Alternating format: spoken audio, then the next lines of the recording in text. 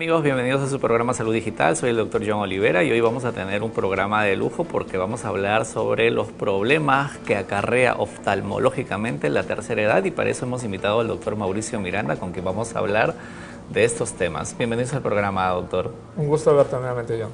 Sí, como acabamos de mencionar, vamos a tratar los problemas de la tercera edad que incurren, digamos, en la parte oftalmológica. Correcto. Entonces, antes de decir qué enfermedades son, ¿a partir de qué edad hablamos de tercera edad? Tercera edad, hoy por hoy se habla de pacientes que están a nivel de base 6 para arriba, 60, 65 años. Digamos que a partir de los 60 podemos decir que ya estamos en la tercera edad. Correcto. Pero digamos, los problemas oftalmológicos ocurren mucho antes, ¿no? Digamos, cuando uno empieza, hablemos por ejemplo con el tema de la presbicia, que ocurre con personas mucho más jóvenes. Correcto, la presbicia es la falta de acomodación espontánea, ¿no es cierto?, que ocurre y empieza a partir de los 40 años. Usualmente en pacientes que son hemétropes o hipermétropes son mucho más sensibles que pacientes que son miopes, que tienen mayor calidad de acomodación. Okay. Los pacientes miopes se sacan más bien las gafas y ven sin lentes de cerca. Yeah. Pero los hipermétropes y los hemétropes, aquellos que nunca usaron una ayuda correctora, ya tienen ese problema de estirar el brazo porque el enfoque se hace mucho más pesado. Entonces, esa falta de acomodación espontánea, que tiene que ver mucho con la pupila y el diafragma, que es el iris, ¿no es cierto?, es lo que llama ya la presbicia, que no es una enfermedad, sino vendría a ser una falta espontánea de acomodación, digamos que aparece con el transcurso de los años. Con la presbicia todos vamos a padecer de la presbicia. O existen que algunas personas que nunca van a tener. Los miopes, como te digo, Ajá. retrasan un poco más el inicio de la presbicia, ¿no? Okay. Hoy por hoy, si tú conversas con amigos que nunca usaron lentes o son hipermétropes, como te digo, van a decir a partir de los 40, 41 años, te dicen, ya no estoy viendo muy bien de cerca, tengo que estirar el brazo.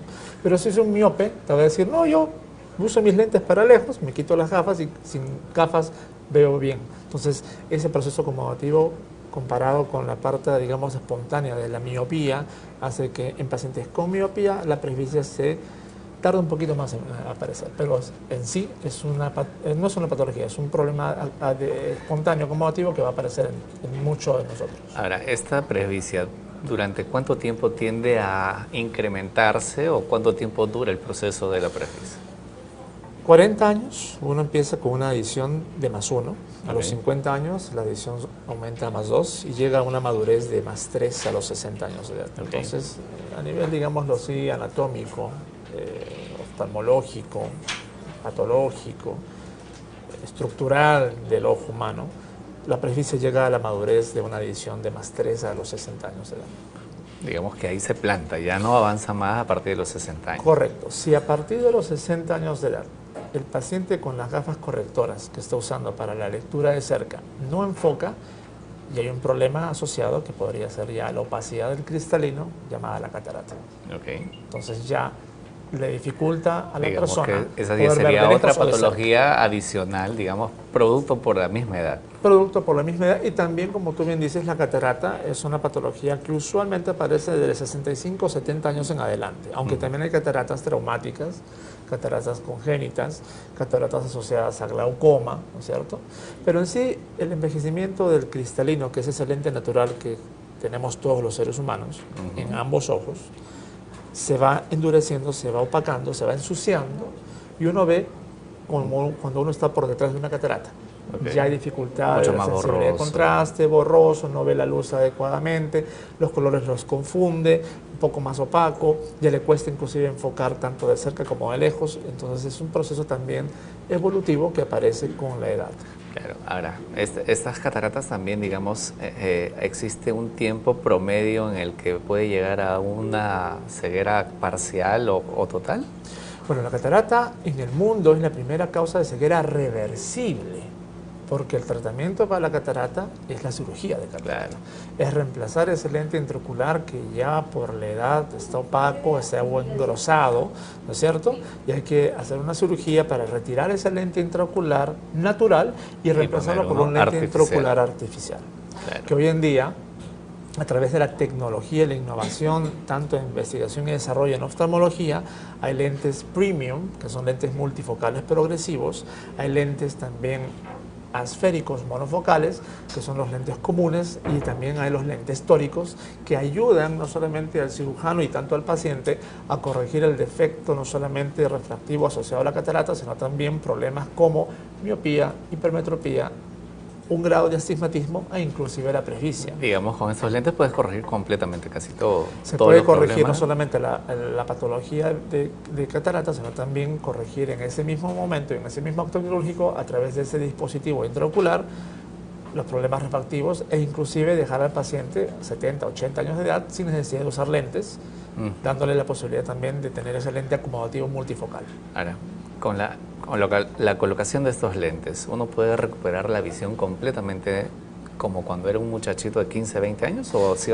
existe cierto grado de alteración en la visión? Eso es una buena pregunta. Eso depende mucho de la calidad visual del paciente y también de una adecuada evaluación del paciente. No todos los pacientes son candidatos a usar unos lentes intraoculares multifocales. Okay. Si bien es cierto, hay pacientes que llegan a una cierta edad y usan lentes de contacto, uno para lejos y uno para cerca, Claro. y toleran la multifocalidad, esos son excelentes candidatos.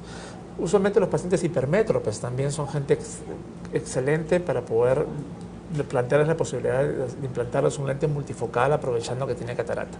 Pero un paciente miope son aquellos, como te digo, que tienen esa ya capacidad acomodativa natural de enfocar de cerca sin necesidad de usar un corrector. Entonces hay que estudiar bien al paciente y ver cuál es el ojo dominante y cuál es el ojo no dominante para hacer una cirugía facorefractiva. Okay. Faco en latín, quitar el lente, corregir el lente, refractiva, corregir el defecto refractivo asociado. Porque cada paciente es un universo aparte y cada paciente requiere también necesidades básicas. Constante, médicos, cirujanos, ¿no? neurocirujanos, abogados, fiscales, gente que utiliza mucho la lectura de cerca y la lectura intermedia.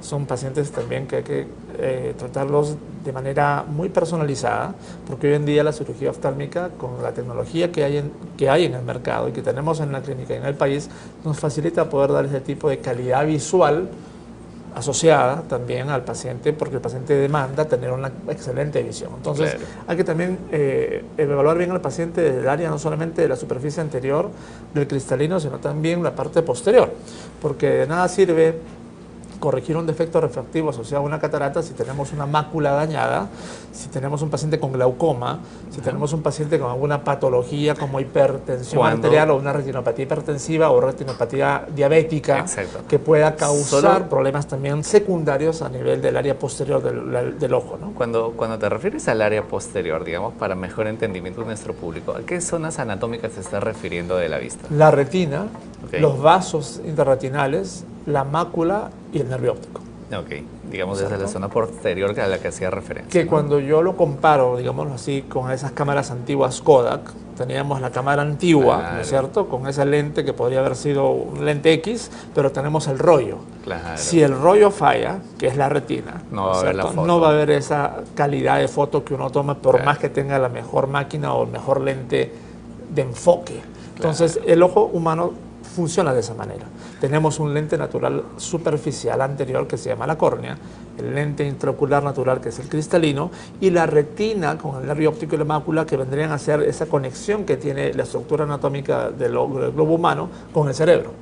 Porque si no hay esa conexión tampoco hay la fusión de imágenes a nivel cerebral. Claro que sí.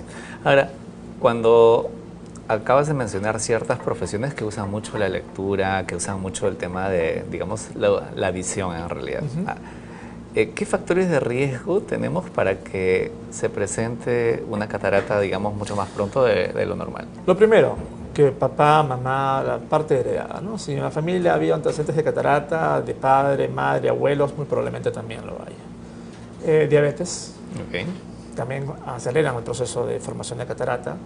Hipertensión arterial, problemas metabólicos y sistémicos, el tabaquismo, el fumar, el alcoholismo también.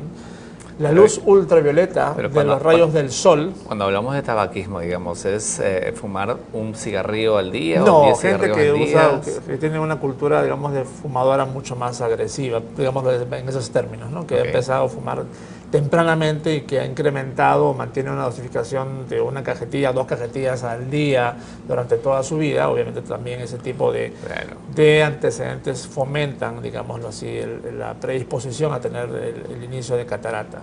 Enfermedades como el colesterol, la hipercolesterolemia también, Ok. lo que llamamos en términos médicos las apariciones de manifestaciones intravítreas de síntesis centellante o hialosis esteroidea, que son patologías asociadas a ese tipo de enfermedades metabólicas, también que puedan comprometer o que puedan dañar, por decir así, la estructura posterior del cristalino y fomentar una catarata.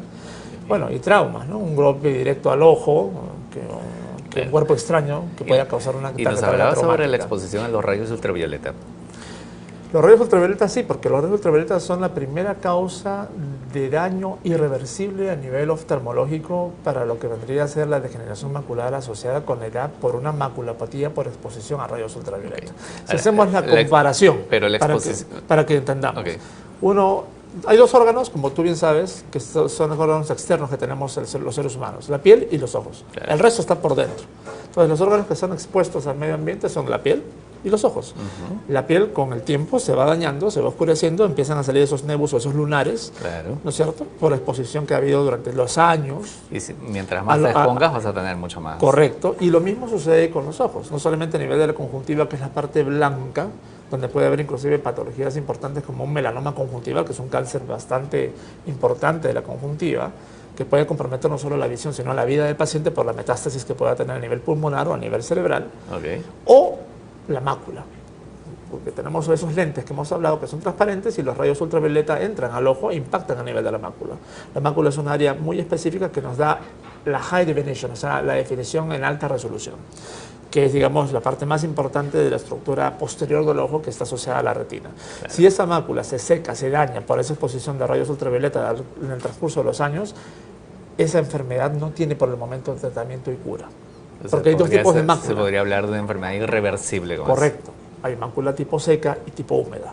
Okay. La tipo seca es causada probablemente, y en la gran mayoría de casos, por la exposición a los rayos ultravioleta, A, B, C, durante el transcurso de toda la vida, y la mácula húmeda es aquella asociada a problemas de hipertensión o diabetes, o generalmente asociada a esos problemas de retinopatía diabética proliferativa, ¿no es cierto?, que dañan esos vasos capilares y ese plexo importante vascular que existe a nivel de la retina y que causa hemorragias internas, que eso ya conllevaría a una pérdida de visión, pero tiene tratamiento. Okay. Tiene un tratamiento temprano. Claro. Ahora, cuando hablas sobre la exposición, digamos, salimos a la calle y vamos a estar expuestos a los rayos ultravioleta. ¿A qué tipo de exposiciones te pones? Digamos, a estar bronceándose en la playa como lo hacemos o qué otra forma de exposición. Sí, bueno, los rayos ultravioleta no solamente, bueno, usualmente son más comunes y más fuertes en la incidencia y el impacto en el verano. Pero en el invierno también tenemos lo que llamamos acá pues la lima gris, pero de todas maneras la capa de ozono es una capa bastante dañada, reducida, y esos rayos pasan la copa de nubes y van obviamente afectando paulatinamente si es que uno no usa lentes protectores con filtro UVA-UVB, ¿no es cierto? Si uno se expone a trabajos de ambiente o de campo donde no haya una adecuada protección con un gorro que proteja no solamente los ojos sino el rostro y los anexos, o también pues haber ido a la playa o haber trabajado toda su vida y no haber tenido esas gafas correctoras o esas gafas protectoras. O simplemente que no las personas que están en la calle trabajando todo el día, ¿no? Correcto, que no solamente llegan a dañar la mácula, sino también generan una cosa que es la carnosidad, que son los pterígeos, claro, ¿no? Que son esa hiperplasia o ese crecimiento que a veces termina y uno dice, oye, tengo un chicle pegado en el ojo y cada vez que me baño o que tomo un trago se pone rojo porque empieza a haber una proliferación que no debería haber de la parte blanca, que es la conjuntiva, y que va infiltrando el tejido corneal. Claro. Todo eso es causado por los rayos del sol. A ver, y las personas, por ejemplo, estas personas que trabajan haciendo soldaduras eléctricas y muchas veces no se exponen o no tienen la protección adecuada con estos... También, definitivamente, todos esos rayos externos y ajenos, exógenos, que tienen que ver mucho con esta cámara natural que tenemos nosotros, que son nuestros ojos, dañan de todas maneras la parte posterior. No solamente la parte posterior, ¿sabes? Una persona que trabaja en soldadura y que tenga algún tipo de impacto de quemadura, puede tener quemadura de primero o segundo grado a nivel del conjuntivo de córnea, e inclusive también patologías que hoy por hoy son muy comunes, que es el ojo seco, la queratitis sica, o la queratitis actínica por exposición, que son esas personas que durante el verano, o gente que trabaja en la calle y que no cuida o que no protege los ojos, termina con un ojo inflamado inyectado, como que si fuese un ojo lloroso permanente. Claro. Entonces genera un proceso ya de falta de lubricación adecuada y la córnea, en vez de ser transparente, se va vascularizando, se va opacando. Ok. Y eso genera también una distorsión en la visión. Claro. Ahora tenemos el otro grupo de personas que trabajan en oficinas, digamos, frente a una computadora, frente a un monitor y tienen el aire acondicionado A full. Exacto. Aire acondicionado a full o estas luces también que son Exacto. muy fuertes, ¿no? Claro. O sea, todo tiene que ver con el tiempo de exposición. Por eso que dentro de la parte de salud, no solamente oftálmica, tenemos una acotación de lo que vendría a ser enfermedades por exposición o salud ocupacional. Entonces hay que Nuestro cuidar. siguiente programa lo tenemos que hacer con lentes oscuros. Y hay que tener en cuenta el tiempo de exposición que uno tiene Claro. a los rayos ultravioleta y a los rayos infrarrojos y a los rayos azules que también tiene a nivel, digamos, de lo que vendría a ser la tecnología con los iPads, los iPhones, los celulares, las computadoras. Un tiempo prudente. Si tú expones cualquier órgano, ¿no?, a un tiempo prolongado durante muchos años y que no tienes las medidas pertinentes de defensa o de, en este caso, lubricar el ojo. Las gotas lubricantes son fundamentales porque ayudan a ese tipo de gente que trabaja en áreas con aire acondicionado, con luz artificial, a lubricar y a poder reponer esa lágrima que se ve, que se daña o que se va resecando por el mismo ambiente donde uno está trabajando. Ahora, probablemente de acá a unos años vayamos a ver el impacto que tienen con los niños que están usando a temprana edad, desde muy chiquititos, el tema de los celulares o los iPads, ¿no? Los niños, claro, porque eso genera también no solamente un proceso de mal uso, sino también miopiza a los niños. Entonces, Mira. hoy en día se encuentra en los últimos estudios también un aumento de la miopía, y es básicamente porque los niños están trabajando a una distancia corta y a esa exposición de tecnología y de rayos. El ojo humano es un ojo que tiene capacidad para ver de lejos, de cerca e intermedia. El ojo tiene un campo de 180 grados. Si tú reduces el campo visual normal que uno tiene de visión, y estamos trabajando todo el día solamente a una cierta distancia, el ojo tiene músculos. No solamente el diafragma natural, que es el iris, y el cristalino, que funciona como ese diafragma que abre y cierra el ojo cuando hay mayor exposición o menor exposición a la luz, sino también los músculos del ojo, ¿no? Aquellos que hacen que haya aducciones, versiones, que el ojo se pueda mover. Entonces, si tenemos un ojo concentrado a una cierta distancia, es como tener todo el día un brazo estirado, al final ese brazo se va a fatigar porque los músculos terminan fatigándose. O simplemente va a trabajar en esa distancia adecuadamente. Exactamente, y eso genera un proceso, digamos, de insuficiencia acomodativa, que viene ya la fatiga visual. Lo que mucha gente dice, necesito unas gafas de descanso, pero usualmente las gafas de descanso, en comillas, son gafas cuando uno ya tiene que usar esas gafas para lectura, cuando ya tiene presbicia, pero mucha gente joven que no tiene presbicia requiere algún tipo de gafa porque ya les fastidia, que desarrolla fotosensibilidad o fotofobia a la luz artificial o la luz natural, y también se fatiga de estar trabajando permanentemente o haciendo un trabajo de lectura comúnmente. Lo que se recomienda es no más de 30 40 minutos frente a un computador y luego parar, tomarse un respiro y mirar al infinito para que justamente el ojo y el músculo vuelvan a tener esa adaptación natural que tiene para poder ver en esas tres dimensiones. Ahora, el hecho de la utilización simplemente del aire acondicionado a full, como decimos, todo frío, ¿qué problemas nos puede traer en el ojo? Altera lo que se llama el tiempo de ruptura lagrimal, que es el BUT o el breakup time, y altera la superficie ocular. Cuando uno habla de superficie ocular, habla de párpados anexos, pestañas o conjuntiva. Entonces tenemos una calidad disminuida de la lágrima. El tiempo normal que la lágrima humana debe permanecer en ambos ojos es de 10 segundos. ¿No es cierto?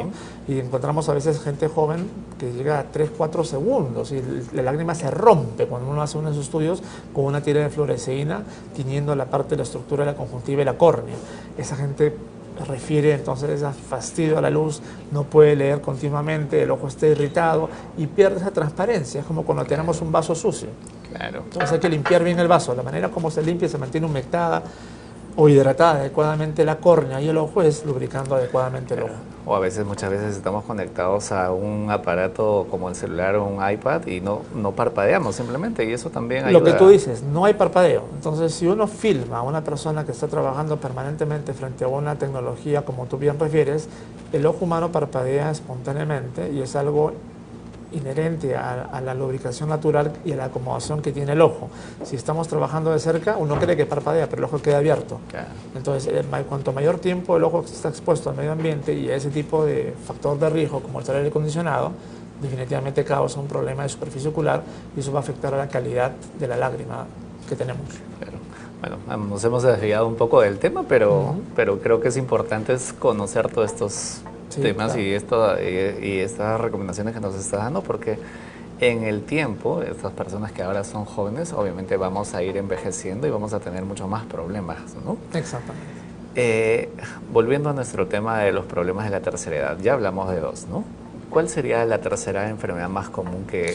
Mira, y una enfermedad también asociada, digámoslo asociada, pero quizás a veces no diagnosticada a tiempo, es el glaucoma.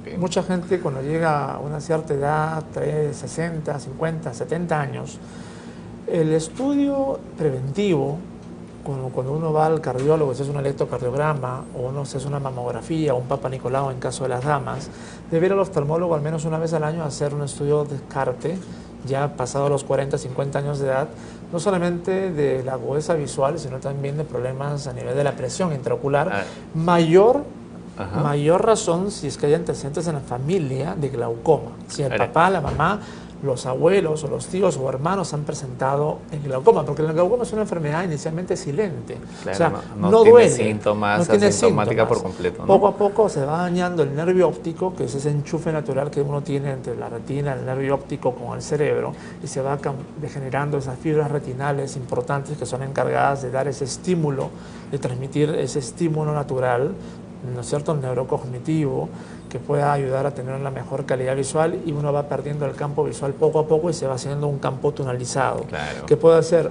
de un solo ojo o de ambos ojos. Asociado a pacientes como también han sido fumadores de toda la vida, con mayor razón si tienen hipertensión arterial, diabetes asociada, o que tengan antecedentes también de raza. La gente de raza negra tiene mayor predisposición al glaucoma por un factor de riesgo étnico, ¿no es cierto? Y obviamente uno llega a tener pacientes que a veces hace el estudio diagnóstico no solamente de la presión intraocular elevada, sino que el glaucoma es aquella enfermedad multisistémica que conlleva a que haga picos de presión intraocular que a veces son imperceptibles porque uno no tiene el oftalmólogo cuando se levanta a mediodía o en la noche, claro, y en el transcurso del día la presión arterial y la presión intraocular varía por la diversa actividad también que uno tiene en el transcurso de sus días comunes, sino también a la disminución de esas fibras del nervio óptico, y eso hay que estudiarlo con una tomografía de coherencia óptica. Antiguamente hablábamos del campo visual, que era el gold standard, el test gold standard, y la presión intraocular que uno toma con el tonómetro, ¿no es cierto?, en el consultorio, pero también hay glaucoma de tensión normal. Ok, antes de pasar a eso, cuando uno va a la consulta del oftalmólogo, digamos, la toma de la presión ocular es, digamos, una evaluación de rutina? Es una evaluación de rutina, obviamente. Dentro de la consulta oftalmológica tiene que estar el descarte de enfermedades como el glaucoma, de catarata, ¿no es cierto?, la agudeza visual subjetiva y también, obviamente, un fondo de ojo. Ok, entonces, tú estabas comentando algunas enfermedades que tienen relación con el glaucoma, pero yo quería hacer hincapié en el tema de la hipertensión. ¿Una persona sin hipertensión también puede hacer un glaucoma? Puede ser glaucoma si está asociado, por ejemplo, a una hipermetropía, que son ojos que son pequeñitos comparados con una miopía, o la cámara anterior, que es la que se forma entre la córnea y el iris, es muy estrecha, es lo que se llama glaucoma de ángulo estrecho. Hay que entonces abrir un huequito a través de un disparo láser que se hace a través del iris, que es lo que nos da el color del ojo, para poder ampliar esa cámara y que el humor acuoso tenga esa vía de evacuación natural y espontánea. O también glaucomas agudos o glaucomas también de ángulo abierto, que son asociados ya a una estructura, digámoslo así, más patológica de la malla trabecular, que es un área anatómica que tenemos todos dentro del aparato oftalmológico, del aparato ocular, que está dañado, que no hace que haya ese flujo natural, porque obstaculiza la salida del humor acuoso por las vías regulares para que se mantenga una presión normal. Entonces es cierto. Y lo otro también son los glaucomas congénitos. que Claro, también que deben esos ser afectan tratados a niños, ¿no? a niños cuando recién nacidos, ¿no es cierto? Ok. Recién nacidos, o glaucomas también por antecedentes, por ejemplo, de enfermedad de Marfan. Esos pacientes que tienen esa capacidad de tener una alteración a nivel del colágeno, y eso también altera lo que vendría a ser la estructura anatómica intraocular y causar también hasta subluxaciones de cristalino espontáneas o desprendimiento de retinas espontáneos, ¿no es cierto? Que son diversas patologías que sí están asociadas, digamos, al área oftálmica. Entonces, Claro. es interesante hablar de la salud visual porque hay mucho que hablar y hay muchas patologías asociadas es que un tema tienen muy algo amplio, que ¿no? ver también con la presencia de este tipo de patologías que no muy frecuentemente aparecen cuando uno está en los 50, probablemente aparecieron mucho antes, pero para eso hay que hacer un estudio de descarte diagnóstico para tratar y coger la enfermedad a tiempo. Claro, justo a eso lleva la siguiente pregunta, ¿no? Digamos, ¿en cuánto tiempo de haberse presentado, obviamente, es una enfermedad asintomática, no te da ninguna molestia, tú sigues viendo completamente normal? ¿En cuánto tiempo puede llegar a dañar el nervio óptico y o empezar a tener una visión tunelizada? Eso toma tiempo, eso es algo que va a cursar con el transcurso de la vida de los pacientes, de cada uno. Cada paciente tiene una perspectiva diferente en cuanto también a su estructura alimenticia, a los factores de riesgo personales que pueda tener, como lo hemos hablado, a los factores de riesgo familiares, a factores de riesgo exógenos dentro del trabajo. O sea, no podemos decir, tienes glaucoma y el glaucoma va a aparecer. A ver, si el glaucoma es diagnosticado cuando uno es recién nacido a un glaucoma congénito, hay que operar al niño, que tratarlo a tiempo, porque si no ese niño queda ambliope y va a perder la visión. Pero si uno tiene antecedentes familiares de glaucoma y tú tienes una adecuada visión, obviamente usas o no usas lentes, pero ves bien, pero el papá tiene glaucoma, la mamá tiene glaucoma, el abuelito tuvo glaucoma, pues hasta un chequeo, de todas maneras, un fondo de ojo y tómate por lo menos una vez al año la presión intraocular. Okay. Eso todo, porque de todas maneras tendrás un ya tienes un 25% factor de riesgo probabilidades, para un cuarto poder posibilidades de que pueda obtener esa enfermedad por herencia. Claro. Ahora, normalmente cuando un paciente tiene glaucoma no se da cuenta y obviamente es un hallazgo, digamos, cuando va al oftalmólogo por otro problema. El tratamiento para el glaucoma, ¿en qué consiste? Hay protocolos. Si uno coge la enfermedad a tiempo, ¿no es cierto? Y uno hace el descarte a tiempo y pone nombre y apellido a la enfermedad.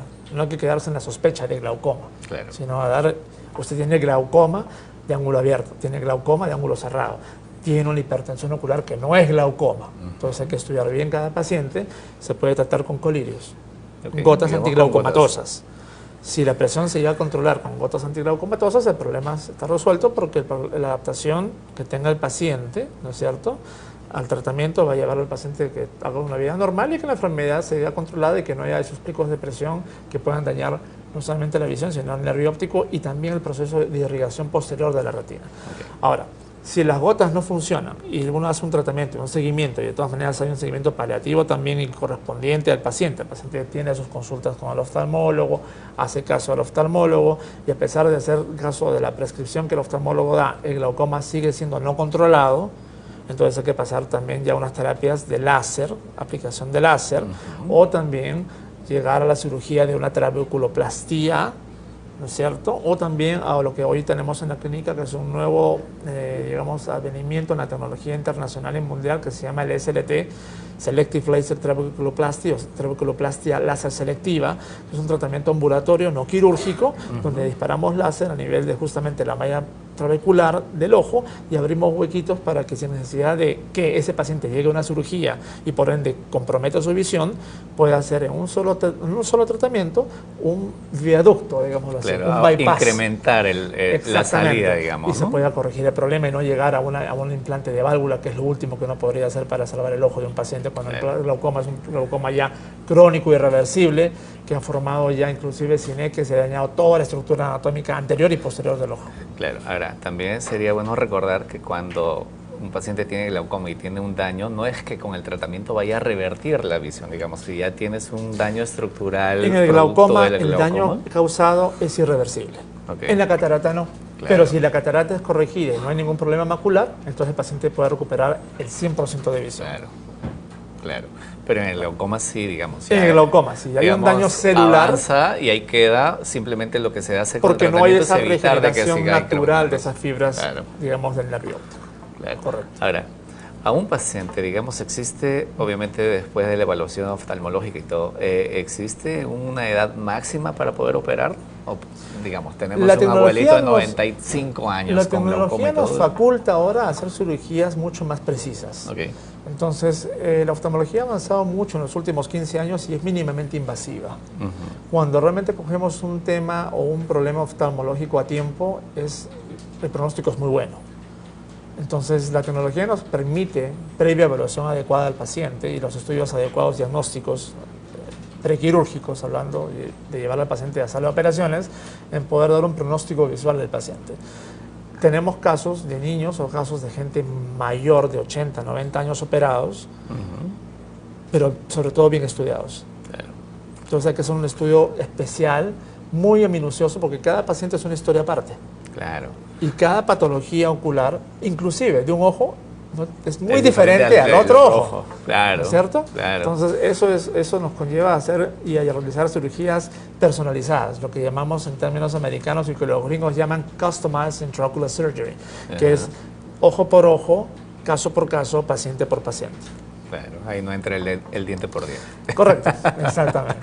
Ahora, Doc, digamos, ¿qué efectos colaterales podríamos tener después de una cirugía de glaucoma?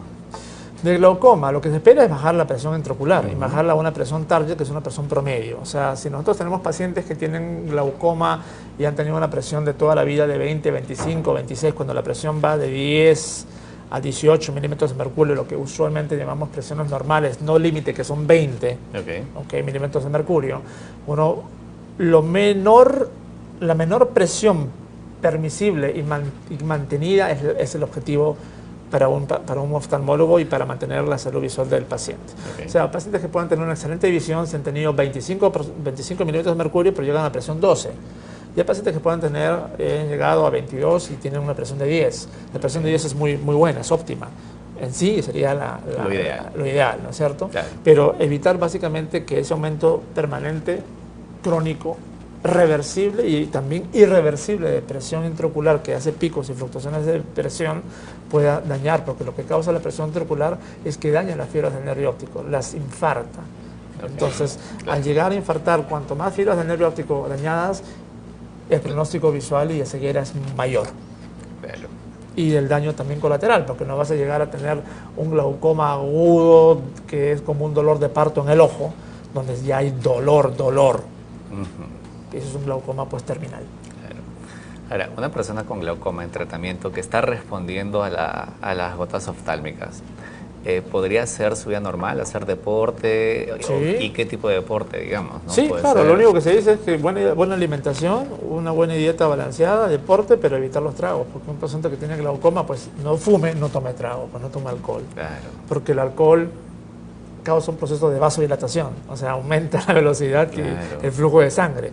Un paciente con glaucoma y que tenga ese tipo de factores de riesgo, por más que tú lo trates y le des correctamente, o sea, no va a haber una respuesta adecuada al tratamiento. Entonces, la gente que tiene glaucoma siempre se le dice, oiga, haga deporte, agua, 1 o 2 litros de agua al día, coma sano, pero deje de fumar, deje el trago, ¿no? Deje el alcohol.